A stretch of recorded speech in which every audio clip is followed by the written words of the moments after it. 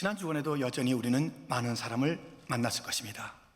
그 만남 중에 누구와의 만남이 가장 기억됩니까? 가시 같은 사람도 있을 거예요. 만났는데 내게 막 상처를 줬어요. 막 잊지 못할 참 그 아픔을 준 그런 만남도 간혹 있지 않겠습니까? 꼭 그렇게만 하나요? 아주 꽃과 같이 향기로운 그런 그 사람, 헤어지고 난 다음에 뭔가 더 이제 그 머물러 있는 그 향기, 그 기쁨이 있는 그 만남도 있겠죠. 이 만남은 참 중요합니다. 인생에 있어서 수많은 만남이 있지만 그래도 중요한 만남이 뭘까요? 그것은 다름 아닌 어떤 부모를 만나느냐, 어떤 배우자를 만나느냐, 중요한 게 있어요. 어떤 교회를 만나느냐. 근데 정말 중요한 것은 예수님을 만나는 것. 예수님을 만나는 것. 다른 모든 만남이 좀 아쉬워도 예수님만은 확실히 만나기를 주님의 이름으로 축원드립니다. 오늘 보면은 예수님을 만난 여인들의 이야기입니다. 마리아, 엘리사벳이죠. 이 마리아는 뭐 만난 정도가 아니라 그 예수님이 그 몸 안에 들어와 잉태해 계신 거예요. 엘리사벳은 그 마리아에게 잉태되어 있는 그 예수님을 만났어요. 예수님을 만나게 되면 어떠한 일이 벌어지는가? 어떤 자가 예수님을 만났다고 할 수 있는 것인가? 오늘 본문을 통해서 함께 살펴보고자 하는 것입니다. 예수님을 만난 그 삶의 특징 첫 번째는 나누는 거예요.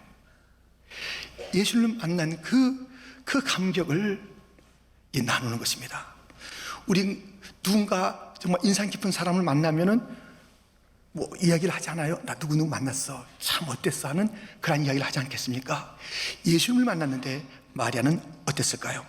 본문 39절 40절 이때에 마리아가 일어나 빨리 산골로 가서 유대 한 동네에 이르러 사가랴의 집에 들어가 엘리사벳에게 문안하니, 이 마리아는 천사의 수태고지처럼 이제 예수님을 잉태하게 됐습니다. 성령으로 잉태했고 지극히 크신 높으신 그분의 능력으로 잉태한 예수님, 이 예수님을 갖다 만나게 된 마리아는 갈릴리 나사렛에서 저 예루살렘 가까이 있는 유다 동리 엘리사벳과 마리아 집안은 친척인데요, 거기까지 간 거예요. 그게 짧은 거리가 아닙니다. 한 100마일 가까이 되는 그 거리를 빨리 갔다는 것이에요. 주체할 수 없는 예수님을 잉태한, 예수님을 만난 그 감격스러움, 그것을 가지고 엘리사벳에게 간 모습을 보게 됩니다. 여러분, 우리가 예수님을 만난 자의 그 삶의 특징이 있다고요. 그렇잖아요. 그 귀한 분을 만났는데 그냥 가만히 있나요? 만났으면 누군가 찾아가서 내가 만난 예수를 나누고 전하는 것 아니겠습니까? 요한복음 1장 40절 41절에 보면 요한의 말을 듣고 예수를 따르는 두 사람 중에 하나는 시몬 베드로의 형제 안드레라. 그가 먼저 자기의 형제 시몬을 찾아 말하되 우리가 메시아를 만났다 하고, 메시아는 번역하면 그리스도라. 시몬과 안드레는 형제인데 안드레가 예수님을 만났어요. 그리고 먼저 한 일이 있습니다. 그것은 그 형제를 찾아서 내가 메시아를 만났다 하는 예수님 만난 이야기를 전해주는 거예요. 여러분들, 예수님을 만난 자들의 삶의 특징은 우선순위가 바뀌는 거예요. 먼저 하는 게 있어요. 먼저. 다른 것 잔뜩 있는데 이게 중요한 게 아니에요. 먼저 할 일이 있어요. 안드레가 그랬습니다. 오늘 본문에 마리아가 그랬습니다. 수가성 그 여인이 그랬습니다. 예수님을 만나고 난 다음에 먼저 한 일이 있어요. 누군가를 찾아가서 내가 예수님을 만났다, 메시아를 만났다, 구원자를 만났다, 반드시 그 만난 예수님을 나누고 선포하는 그 모습을 보게 됩니다. 여러분, 우리의 우선순위는 어디에 있나요? 내 삶의 우선순위는 어디에 있나요? 예수님을 전하고 나누고 선포하고 하는 그 일들이 내 삶에 들어와 있지 않아요. 그러면 정말 그 귀하신 예수님을 만난 자의 삶일까요? 우리가 예수님의 임재를 갈망하며 확신하는 것이 예배의 자리 아닙니까? 예수님 임하여 주옵소서, 임하여 주옵소서. 그 임재 가운데 우리가 있다 나갔는데 그 만난 예수님, 누군가 인상 깊은 사람 만나도 우리가 꼭 전하고 싶은데 그 감격이 오래오래 가는데 존귀하신 예수님을, 그 임재를 우리가 누리고 그 주님을 만났는데도 아무런 삶의 우선순위가 바뀌지 않아요. 예수님 진짜 만난 걸까요? 이 안드레는 자기의 형제를 찾아서 내가 예수님을 만났어, 이렇게 그 만난 예수님을 나누고 이렇게 합니다. 요한복음 1장 42절에 데리고 예수께로 오니 예수께서 보시고 이르시되 내가 요한의 아들 시몬이니 장차 게바라 하리라 하시니라.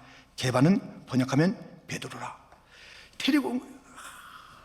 그때 예수님께서 그 시몬을 게바라, 베드로라 이름, 그 존재, 그를 바꿔줘요. 예수를 만나면 바뀌는 거예요. 인생이 바뀌어요. 인생이 전 존재가 바뀌어요. 영원한 운명이 바뀌어요. 그런 만남이 예수님 만남이에요. 누구 만나서 좀 손해봤네, 좀 좋아졌네, 이 정도가 아니라니까요. 예수님 만나면, 누구나 예수님 만나면 이런 변화가 있으니 어찌 이 예수님 만난 감격과 그 예수님을 전하고 싶지 않겠습니까? 마리아는 빨리 가서 그 먼 길 홀몸도 아닌 그 몸을 가지고 와서 그 예수님, 그 만난 감격을 나누 그 모습을 우리는 보게 됩니다. 여러분의 우선순위 무엇입니까?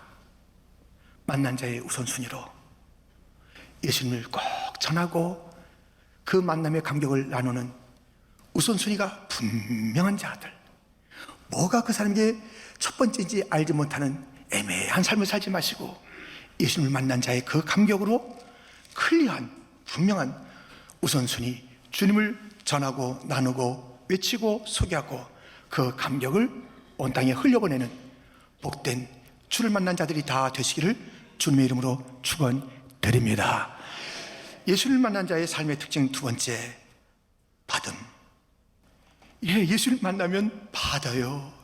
예수님은 그가 만난 자에게 너무 많은 것을 주세요. 너무 귀한 것을 주세요. 예수를 만난 자는 그것을 받으면 되는 거예요. 무엇을 주실까요? 예수님은 그 자신을 주세요. 아낌없이 주세요. 예수님은 영생을 주세요. 예수님은 우리로 하여금 하나님 화목하는 선물을 주시고 하나님의 자녀라는, 그리고 우리를 의롭다 칭해 주시고 성화로 인도하시고 영화롭게 하시는 그런 일들이 있으시고 자유를 주세요. 자유, 참 자유를 주시는 거예요. 절망에서 소망을 우리에게 주시는 그 주님이세요. 그런데 우리 주님께서 주시는 온갖 선물 가운데 이런 선물이 있습니다. 엘리사벳이 받았습니다. 41절 말씀인데요, 우리 한번 같이 읽겠습니다. 엘리사벳이 마리아가 문안함을 들으매 아이가 복중에서 뛰노는지라. 엘리사벳이 성령의 충만함을 받아. 이 복중에 있는 예수를 만났는데 성령 충만 주는 것이에요. 여러분들, 쌀이 떨어졌습니까? 신발이 떨어졌습니까? 등록금을 못 냅니까? 한마디로 뭐가 없냐면 돈이 없는 거예요. 돈이요. 돈만 있으면 다 되는 거 아니겠어요? 근데 우리 기쁨이 없어요. 짜증이 나요. 원망, 저 사람 시비 걸고 싶어요. 미움이 가요. 이 모든 일이 무엇이에요? 성령이 없기 때문에 그래요. 성령 충만 받으면 그 모든 것들은 다 해결되는데, 성령 충만, 누가 성령 충만 받습니까? 예수님을 만난 자가 성령 충만 받는 줄 믿습니다. 성령 충만 받아야, 성령 충만을 받아야 합니다. 이 성령 충만 받으면요, 이렇게 됩니다. 그래서 지금 이 말씀을 우리가 이제 본문에 있는 말씀을 읽을 거예요. 그런데 이 성령 충만의 특징이 이제 그대로 이제 오늘 본문에 나타나고요. 그래서 이런 특징이 없다면 내가 성령 받았나? 예수님 진짜 만났나? 그것도 생각해 봐야 되겠죠. 자, 이제 성령 충만을 받아서 41절 끝에 42절부터 보면 큰 소리로 불러 이르되 여자 중에 내가 복이 있으며 내 태중에 아이도 복이 있도다. 내 주의 어머니가 내게 나오니 이 어찌된 일인가? 보라, 내 문안하는 소리가 내 귀에 들릴 때에 아이가 내 복중에서 기쁨으로 뛰놀았도다. 주께서 하신 말씀이 반드시 이루어지리라고 믿은 그 여자에게 복이 있도다. 지금요, 이 성령 충만을 받아 하면서 이어지는 말씀이거든요.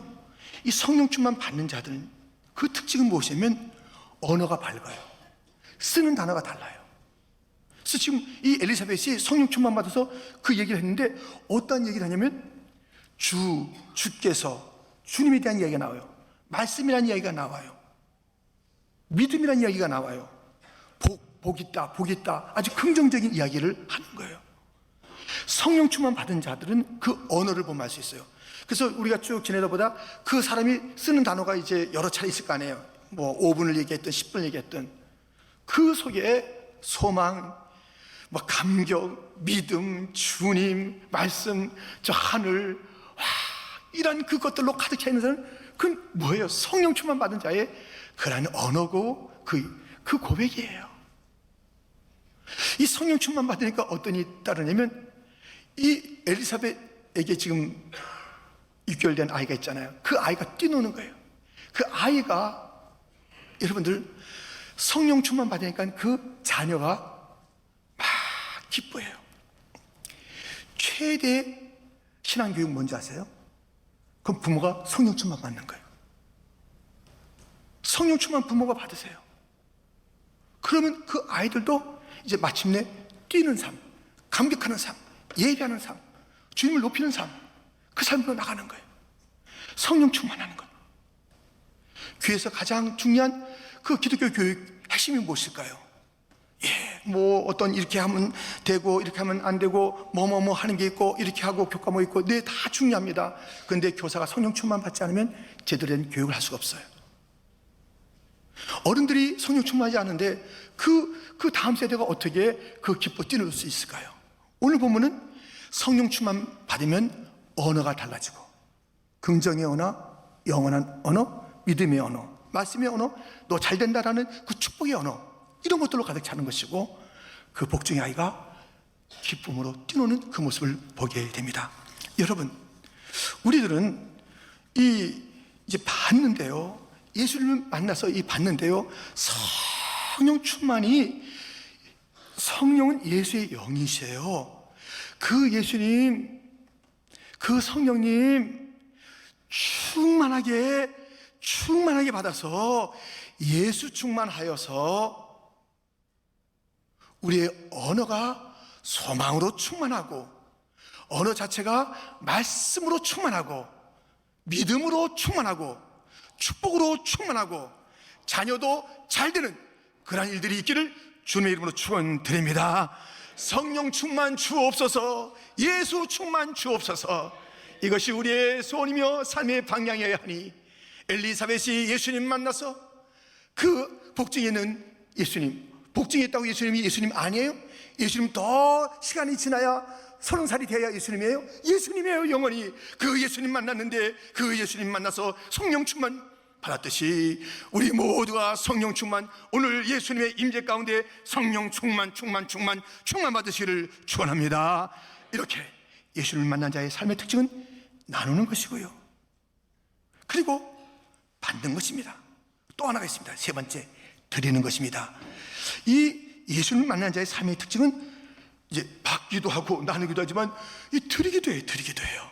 이게 뭘 드릴까요? 뭘 주님께서 받으시기를 원하실까요? 주님이 이제 만났잖아요. 이 마리아, 엘리사벳, 우리 만나잖아요. 뭘 원하실까요? 받기를 원하시는 것, 우리가 꼭 드려야 할 것이 있습니다. 그것은 다름 아닌 찬양입니다.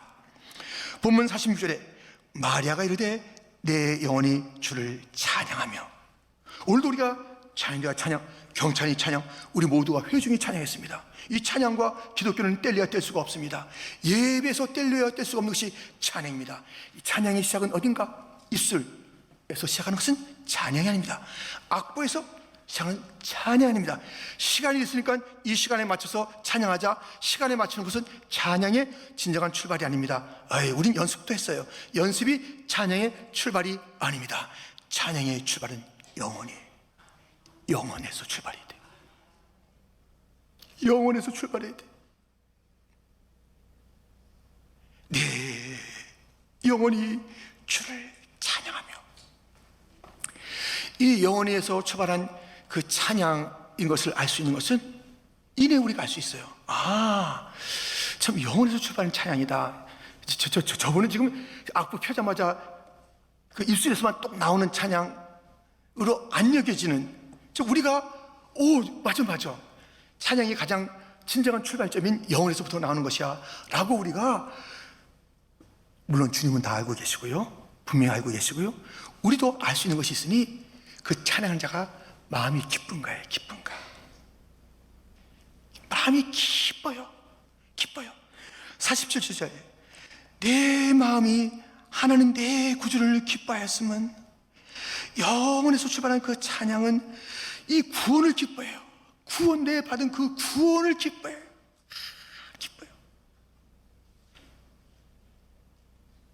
우울증에 걸린 찬양대 이거 없어요. 뭐 이런 건 없어요. 뭐 심각한 그런 그 염려 가운데 이게 한숨이 나오는 그런 경찬팀, 이건 경찬팀이 아니에요. 회중 찬양도 마찬가지죠. 우리 뭐 찬양 안 하나요? 우리 회중 찬양 했는데 그 찬양하는데 막 근심이 그냥 막 얼굴에 내천자가 그려져 있고 막 이런 사람, 이거 아니에요. 이건 찬양 아니에요. 기쁨이세요. 기쁨이요. 찬양은요, 영어에서 나온 찬양은 기쁨이에요. 우리 삶에 여러 가지 어려움이 있잖아요. 어려움이 있습니다. 어려움이 있어요. 예, 그 문제가 있어요. 근데 그 문제가 있지만은 이 문제를 압도할 것이 있으니 이 구원의 감격이에요. 구원. 내가 구원받았잖아요. 내 구주를 내 마음이 기뻐하는 거예요. 여러분들, 구원을 생각해 보세요. 가장 근본적인 문제가 해결된 거 아니에요? 구원받은 자에게 천국 영생이 주어진 것 아닌가요? 주님을 만났다면 가장 좋은 것으로, 복된 것으로 가득하는 인생 아닌가요? 어찌하여서 우리가 구원받았는데 이 문제가 이 구원을 압도한단 말입니까? 이 세상의 염려가 어떻게 이 구원의 감격을 다 막 이렇게 엉망진창 만든답니까? 그 제대로 된 구원인가요? 우리 주님께서 주시는 구원은 그런 구원 아닌데, 왜 염려에 치이는, 그래서 이 세상에 일어난 여러 가지 문제, 이 문제예요. 제가 오늘 칼럼도 썼습니다만 문제가 계속 일어나는 거예요. 그 인생은 계속 문제가 일어나는 거예요. 근데 어이구 깜짝 놀랄 게 없어요. 문제는 우리가 죽을 때까지 일어나는 거예요. 그것 때문에 놀라지 마세요. 더 큰 것이 있습니다. 모든 문제를 압도할 구원. 할렐루야. 그러므로 우리는 찬양할 이유가 있잖아요. 어떻게? 기쁘게 찬양할 이유가 있잖아요. 항상 기쁘게 찬양해야 돼요. 기쁨을 찬양해야 돼요. 영광에 심각하게 찬양하지 마세요. 그런데요, 우리 이 찬양을 하는데, 이 찬양은 이제 회중 찬양이 있고 개인 찬양이 있어요. 자기 찬양이 있어야 돼요. 자, 오늘 보면 48절 49절에 보면 그의 여정의 비천함을 돌보셨습니다. 49절 말씀은 우리 한번 같이 읽겠습니다. 능하신 이가 큰 일을 내게 행하셨으니 그 이름이 거룩하시며. 이렇게 그 마리아는 자기에게 행하신 이 비천한 여종에게 능하신 이가 큰 일을 행하셨다, 이렇게 찬양하는 거예요. 내 찬양이 있어요. 내 찬양. 자기의 찬양이 있어야 되는 거예요. 근데 이 마리아의 고백을 보세요. 이 비천한 일한 여자에게 능하신 주가 큰 일을 행했다는 거잖아요.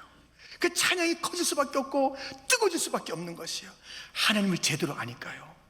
하나님은 시시한 분이 아니에요. 시시하신 분, 그냥 능력이 있는지 없는지 애매하신 분, 무엇인가 주셔도 그냥 주는 둥 마는 둥 하시는 그런 분이세요. 누구에게나 어디서나 우리 하나님은 그러지 않아요. 그의 백성들에게 우리 하나님께서 당당하게 하시는 말씀이 있어요. 들어보시겠습니까? 잘 들으세요. 우리 하나님께서 저와 여러분 모두에게 아주 당당하게 하시는 말씀이 있어요. 내 은혜가 내게 족하도다. 내 은혜가 내게 족하도다. 우리 주님이 당당하게 말해요. 내 은혜가 내게 족하도다. 그 나라고 하시는 전능하신 하나님, 그 은혜는 하늘보다 높고 바다보다 깊고 온 우주보다 넓으신 그 하나님의 은혜가 내게 족하도다.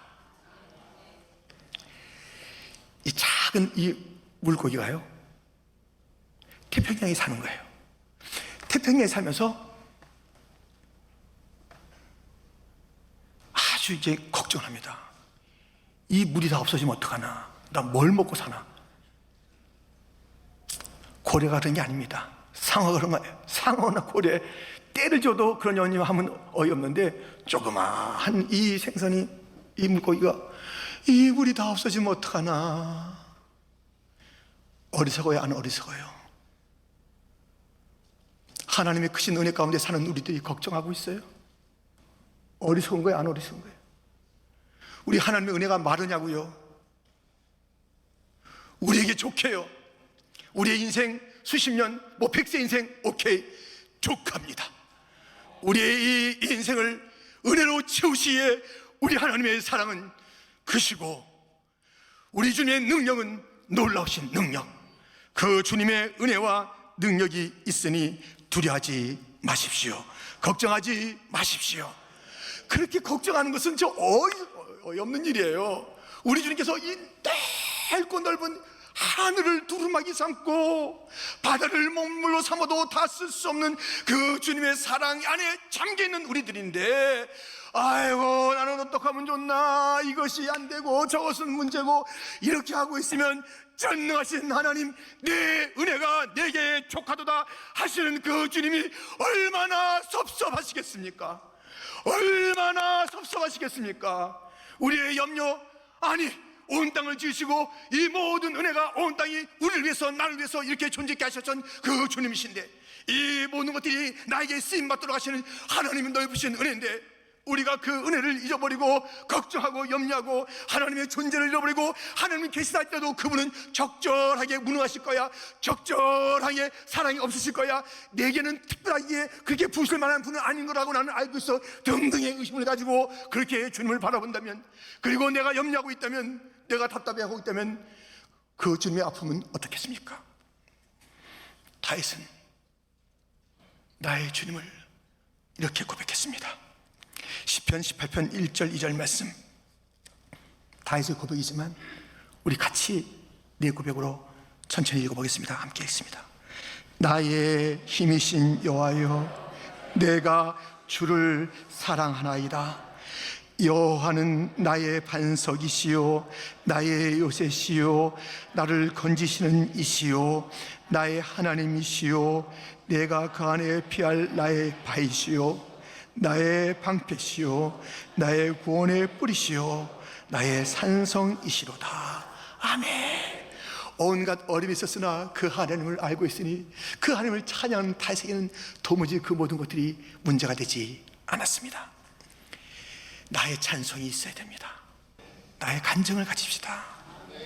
이 모든 것에는 하나님의 이야기인데, 거기에 나를 끼워서 나의 이야기, 하나님의 이야기, 우리의 이야기로 만들어 가신 하나님이라면, 우리 교회는 우리의 간증 있어야 돼요. 우리 교회에 찬송이 있어야 돼요. 각 가정마다 그 가정에 찬송이 있어야 돼요. 심령마다 찬송이 있고 간증이 있어야 돼요. 하나님께서 베푸신 내 은혜가 내게 족하도다. 우리의 상황 바라보지 마시고 하나님 바라보세요.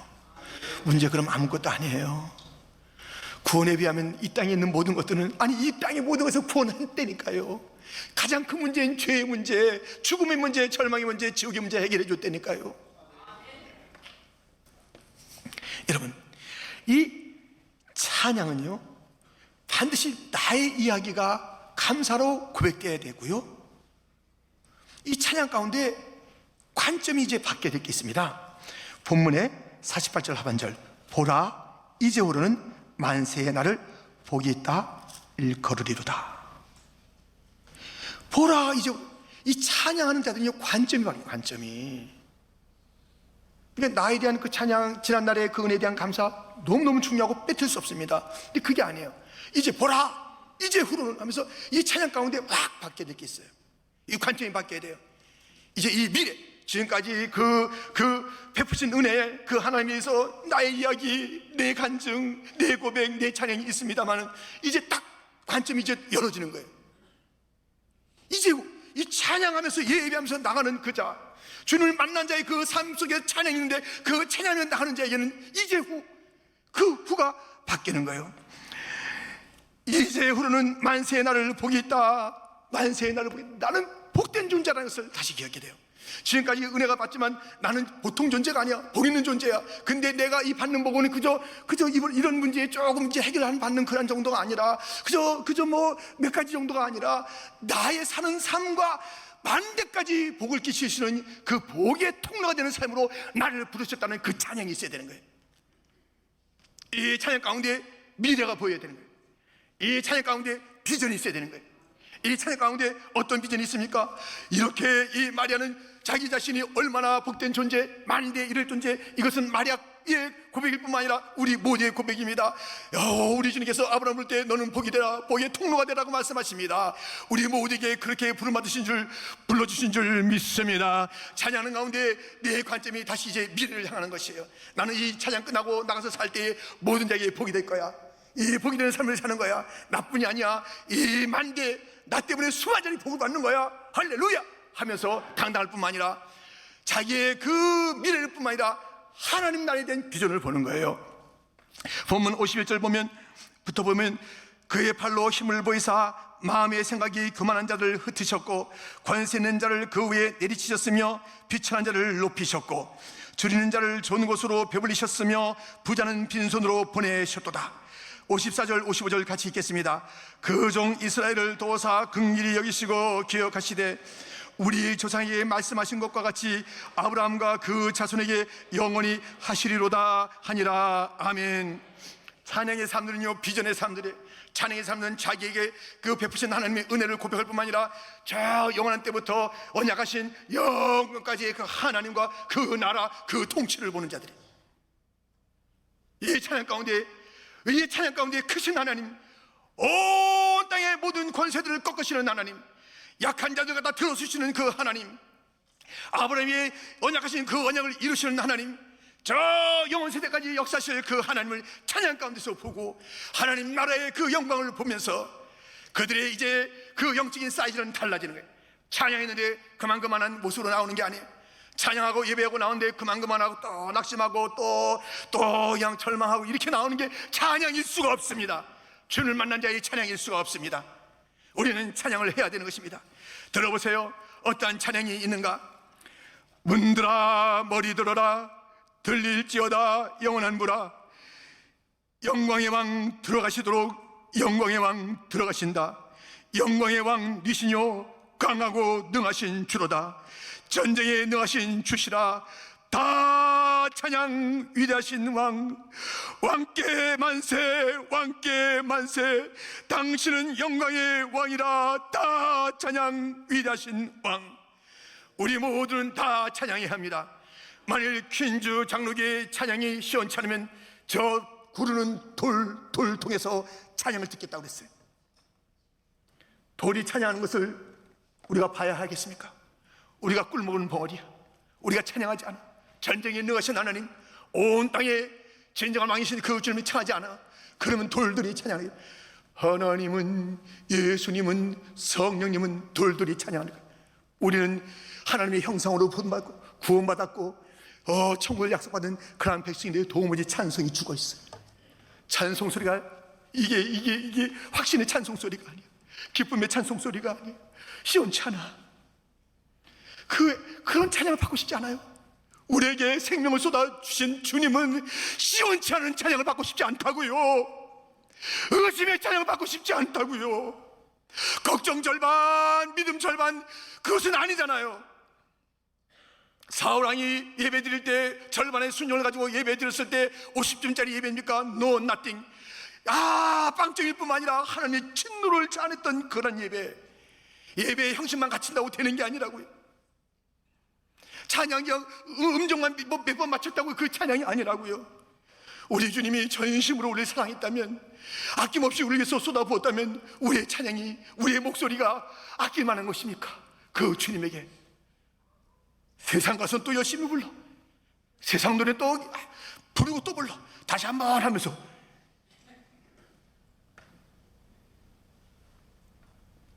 얼마 전에 이제 우리 부흥하고 있는 러시아권 예배에 송양 목사님께서 새벽 예배 하는데요, 그 러시아 예배 드리는데 예배가 1절부터 40절이래요.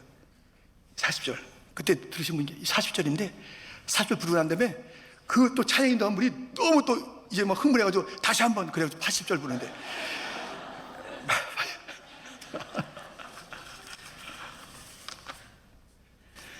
찬송 한 구절 부르기 힘드세요? 그것도 입이 무거우세요? 마음엔 기쁨이 없고요. 예수님을 만나면 그 예수님을 나누고 싶어 합니다. 예수를 만나면 막 우리가 드리기 전에 주님께서 막 쏟아 부어주시는니다. 생명도 온갖, 그리고 복된 것도, 또 성령의 충만도 막 부어주시는 그 주님을 만나기만 하면 그냥 우리는 큰 걸 받는 거예요. 우리가 그 주 앞에 드릴 때 진정한 찬양 드립시다.